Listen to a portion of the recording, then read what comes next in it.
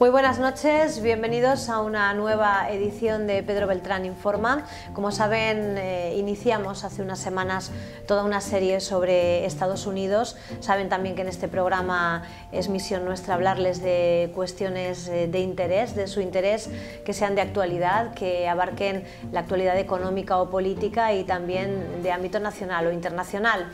Pues bien, estas últimas semanas hemos hablado de Estados Unidos y hoy vamos a hablar de cuál es el futuro de esta gran nación y más concretamente el futuro político que se vislumbra ya en el año 2016. Lo vamos a hacer en primer lugar con Ana Laura González. ¿Qué tal, Ana? Buenas noches, Anabel. Bueno, pues gracias por recibirnos una vez más en el despacho de Pedro Beltrán, y a mí me gustaría que comenzáramos hoy hablando sobre precisamente pues qué se ve en el horizonte, qué se ve en el futuro de Estados Unidos. Hay unas elecciones presidenciales a la vuelta de la esquina en el año 2016, el próximo año, y me gustaría que nos comentaras un poco cómo se van a desarrollar estas elecciones. Las elecciones se inician en primer lugar con unas elecciones primarias en el seno de cada uno de los partidos. Es decir, se va a preseleccionar de una forma que solo quede pues, un candidato para la presidencia. Los partidos dominantes, que son los demócratas y los republicanos, ellos también preseleccionarán su candidato para poder presentarlo. Sí. La campaña, como bien decías antes, dura unos 22 meses y culminará en noviembre de 2016, que es cuando se podrá votar al futuro presidente, y en diciembre de ese mismo año se dirá quién es el presidente o la presidenta de Estados Unidos. Sí.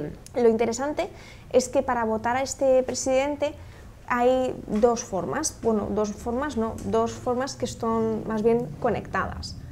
Es decir, tenemos por un lado el voto popular, que es como lo que tenemos aquí en España, en el que cada ciudadano vota, y también tenemos un consejo electoral, que son unas 538 personas que eligen, también ellos eligen el presidente, y si se llega a más de 270 votos y el voto es positivo hacia esa persona gana las elecciones.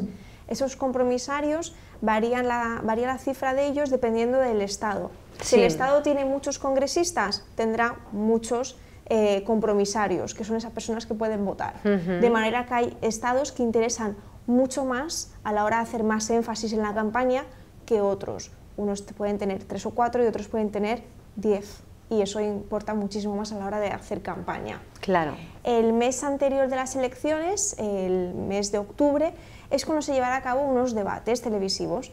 4 candidatos, 3 para la presidencia y 1 para la vicepresidencia, pues realizarán unos debates en los que expondrán sus políticas, lo que pretenden llevar a cabo, y hay unos expertos que analizan lo que dice cada uno de ellos y quienes dicen quién ha ganado por lo que ha dicho y todo. Sí, y costumbre que ya se ha extrapolado también aquí a España, claro. Exactamente, y en esos momentos es cuando arde Twitter y Facebook de los comentarios de unos a favor de otros, etcétera. Y nada, en diciembre es cuando sabremos quién es el presidente. ¿Quién será el próximo presidente de Estados Unidos? ¿Podemos vaticinar algo?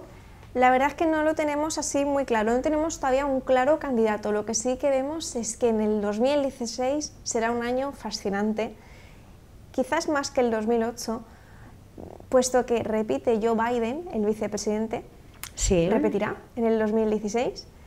Y lo que sí vemos es que el banquillo republicano es fascinante. Tenemos en primer lugar a Marco Rubio, que es la solución a lo que no tuvo Mitt Romney. Marco Rubio cuenta con el voto latino, que es con lo que no contaba su antecesor, puesto que él es hijo de inmigrantes cubanos y tiene a favor ese voto latino que el otro no tenía. Sí. En segundo lugar tenemos a Chris Christie, que lo que le caracteriza es que ha sido alabado por los demócratas, por los adversarios, y tiene fama de hablar muy bien y expresarse fenomenal, que eso es un punto a favor en el carisma de cada candidato. En tercer lugar tenemos a Paul Ryan, que es un candidato que no nos dice así mucho, que vimos que en el 2012 se quiso presentar, que no aportó nada. Es un candidato que no nos aporta así mucho, la verdad. No es muy destacable. Y en cuarto lugar tenemos a Jeb Bush, que es hijo de George Bush y hermano de George Bush. que si no fuese por el apellido posiblemente sería uno de los claros favoritos a la presidencia, pero el peso del apellido es determinante, puesto que se le relaciona con Irak, Guantánamo, claro, etcétera. Y ¿por qué decimos que podría ser un claro favorito? Porque él también cuenta, al igual que Marco Rubio, con el voto latino, porque está casado con una latina. Por eso. Pero que el peso del apellido creemos que no acaba que no de le va a compensar. beneficiar en nada. No le beneficia nada. Por otro lado, ya hemos hablado de los republicanos, sí, ahora hablaremos de los demócratas. Los demócratas, ante todo hay que aclarar que para que salga elegido una persona demócrata, el gobierno de Obama tiene que ir muy bien, tiene que progresar y entonces la gente votará a otra persona demócrata. Si por lo contrario va peor, no se elegirá. Cambiarán las tornas. Por eso. Una de las candidatas es Hillary Clinton, que es la única mujer que se presenta en el bando demócrata y podría ser interesante si fuese presidenta, la verdad. Claro, sería la primera mujer presidenta de Estados ya que hemos Unidos. empezado Con el primer presidente de color, yo creo que sería una buena forma también. Luego tenemos en segundo lugar el vicepresidente Joe Biden, que no sabemos si en el 2016 será para la presidencia o no, si se quiere presentar a la presidencia o para la vicepresidencia, es algo que todavía no lo sabemos. Y en tercer lugar tenemos a Andrew Cuomo, que es como el comodín. Si no sale Hillary Clinton y no sale Joe Biden, saldrá el elegido. En todo caso, para cerrar ya con este apartadito, lo que podemos decir es que la persona que va a ser elegida en el año 2016, sea mujer o sea hombre, lo que sí sabemos es que será la persona más importante del año 2016 hasta el año 2024. Claro, claro que sí. Muy bien, pues muchísimas gracias, Ana Laura, por la introducción. Gracias.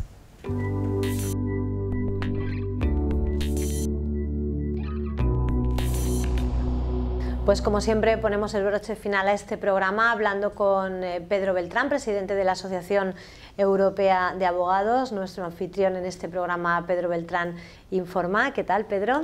Muy bien, buenas noches y buenas gracias noches por venir a nuestro despacho. Bueno, pues apasionante el programa de hoy porque habla del futuro de Estados Unidos, de esas elecciones presidenciales en el año 2016, el próximo año, lo decimos como si faltara mucho, pero lo tenemos a la vuelta de la esquina. Y antes de meternos de lleno en el tema, Pedro, me gustaría que nos hablaras un poco del decorado que tenemos hoy. Sí, esencialmente es un decorado de Estados Unidos. Tenemos la bandera de Estados Unidos presidiéndolo, libros de Estados Unidos, un extenso documental sobre los 42 presidentes de Estados Unidos y lo más importante, Hillary Clinton, un libro de la propia Hillary Clinton, un audiolibro, libro leído por ella misma, porque quizás sea la próxima presidenta de Estados Unidos, por eso es el más importante de todos los objetos que tenemos aquí.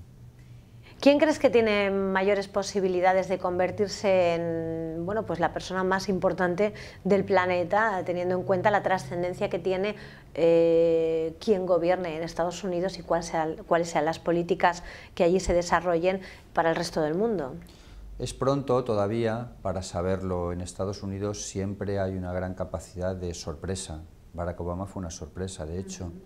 Una sorpresa de última hora. Parecía que iba a ser Hillary Clinton claramente quien iba a estar en el bando demócrata. Se acaba de inaugurar ahora mismo el nuevo Congreso de Estados Unidos, con la Cámara de Representantes, con el Senado, y en ese Congreso y Cámara de Representantes por primera vez desde el año 2006 tienen mayoría los republicanos.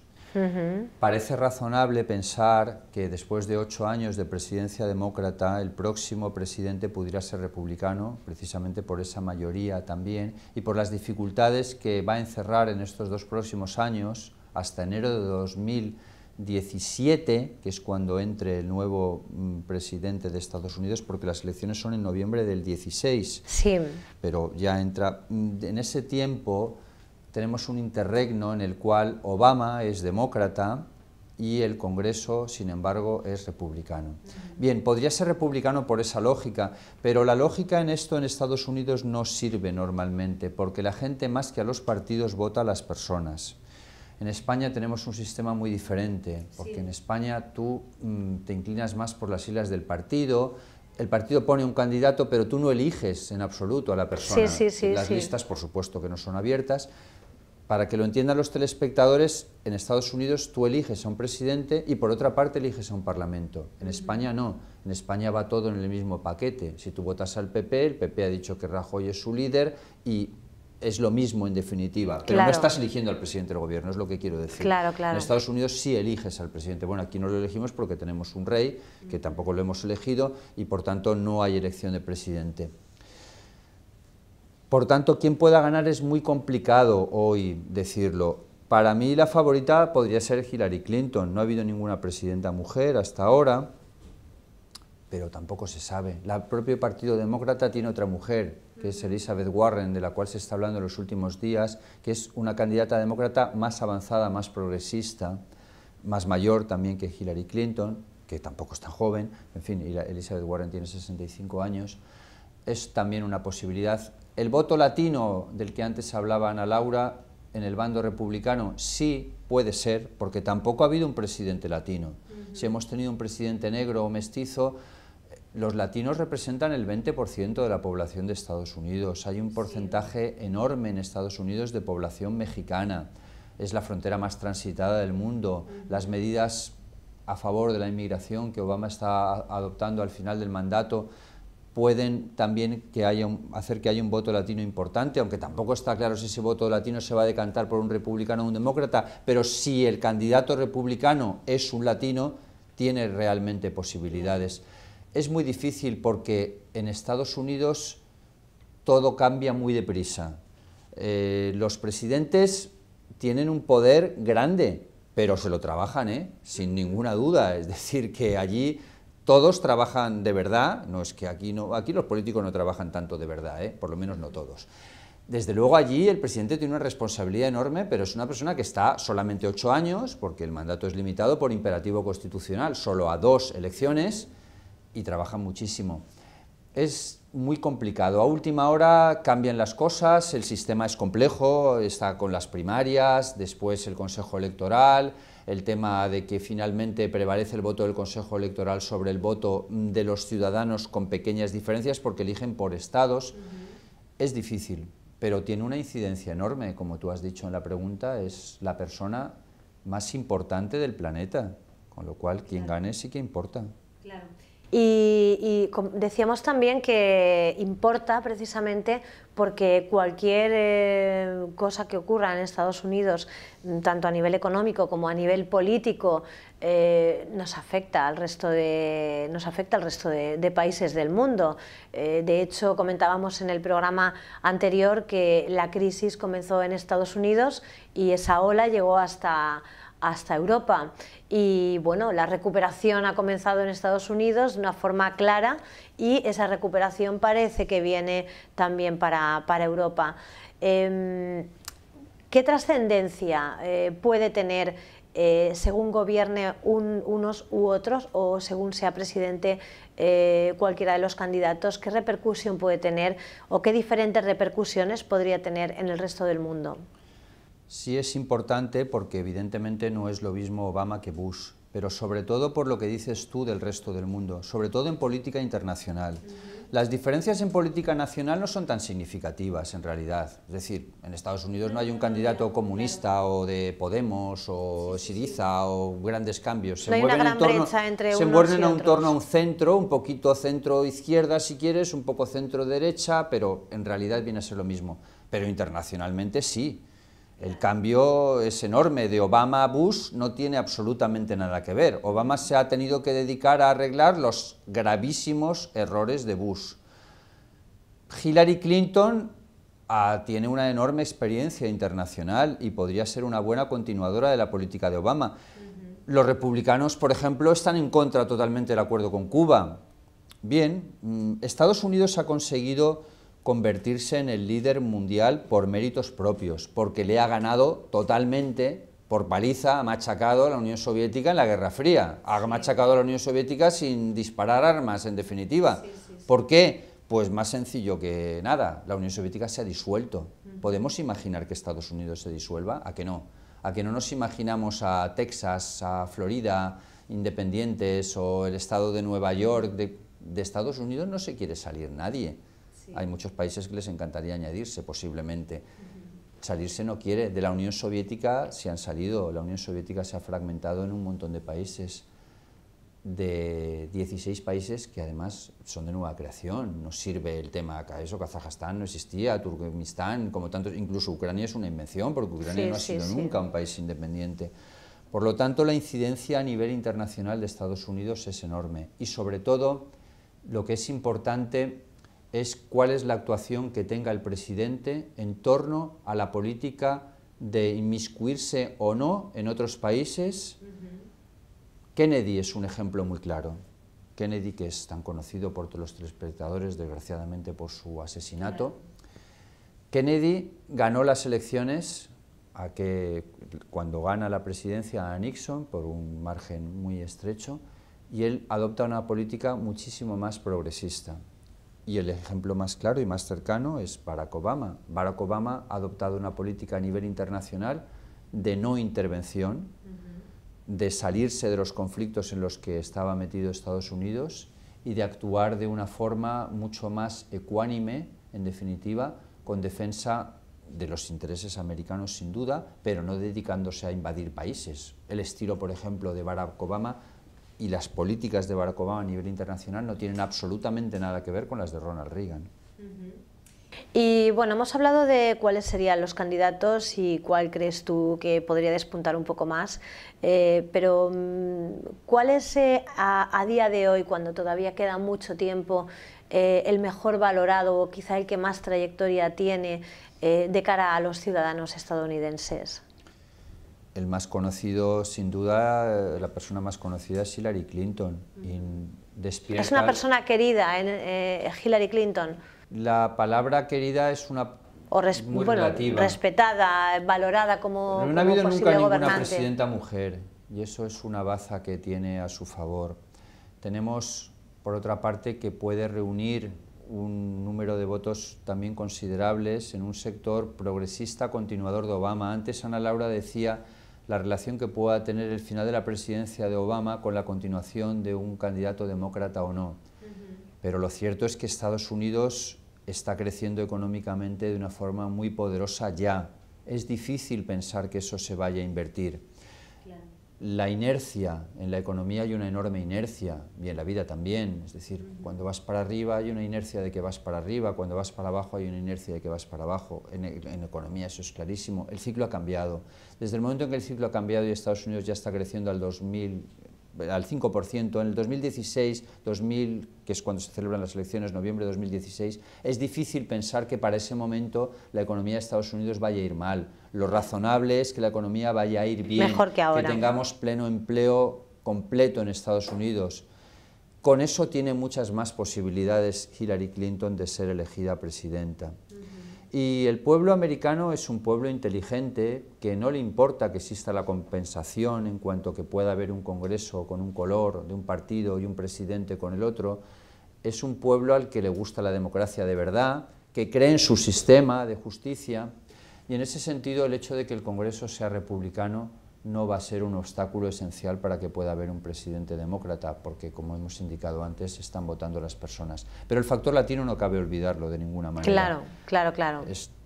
Es difícil hoy pronosticar con tanto tiempo de antelación, es muy difícil. Lo seguiremos hablando en próximos programas y, desde luego, cuando se acerque más la fecha, porque es el puesto más importante del mundo. El presidente de China, aunque China sea la potencia económica mundial, esté a punto de pasar, claro, también es que son 1.200 millones de habitantes, sí, pero tienen otro sistema. Es como tú decías, no tiene tanta trascendencia a nivel de política internacional. No, porque China tiene menos Estados implicación Unidos. internacional, porque China está haciendo una penetración sustancialmente económica, solo les importa el dinero y nada más que el dinero. No digo que a Estados Unidos no les importe el dinero, pero hay más implicación política. Estados Unidos tiende a ejercer de policía del mundo en los últimos años, desde la Segunda Guerra Mundial, en la que se convierte claramente en la primera gran potencia.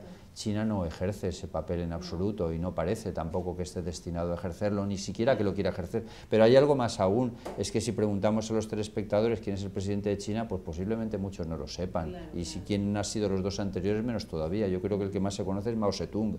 Pero en fin, no, aparte que China es capitalista, más capitalista que Estados Unidos, porque lo de China ya es capitalismo salvaje, pero aunque sea capitalista, el sistema no es democrático.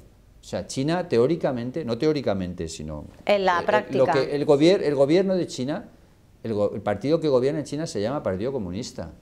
Y mira, pero partido único además, porque no hay elecciones libres, y miras tú qué China que tiene de comunista, donde los derechos de los trabajadores están peor que en ningún sitio en China, trabajan de lunes a domingo, sin seguridad social, con sueldos miserables, ningún tipo de prestaciones de contratos fijos, no hay prestación de desempleo, encima las ciudades hipercontaminadas por las fábricas, con lo cual es capitalismo extremo, pero gobierna el Partido Comunista, en fin. No se conoce, el presidente de China, de la política internacional que tiene China, no tiene nada que ver. Es que Estados Unidos se ha quedado como líder único mundial, ya no tiene rival, en definitiva. Rival económico vale, pero rival político no. ¿Cuál es el rival político? Si no hay.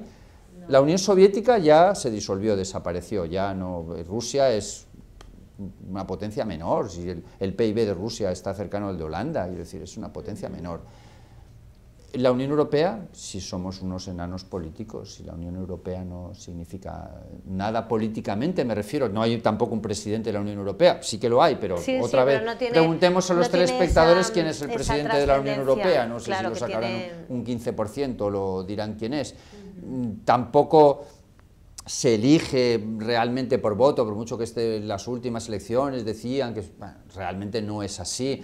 Y además Europa no tiene entidad política, Europa se ha convertido en una unión de mercaderes. Para empezar, los idiomas siguen siendo completamente distintos, no hemos unificado ni el inglés ni el alemán como idioma central de la Unión Europea en absoluto. El Reino Unido acaba de anunciar David Cameron... eso en algún momento? No, creo que no. Si David Cameron acaba de decir que anuncia ya el referéndum para salir de la Unión Europea.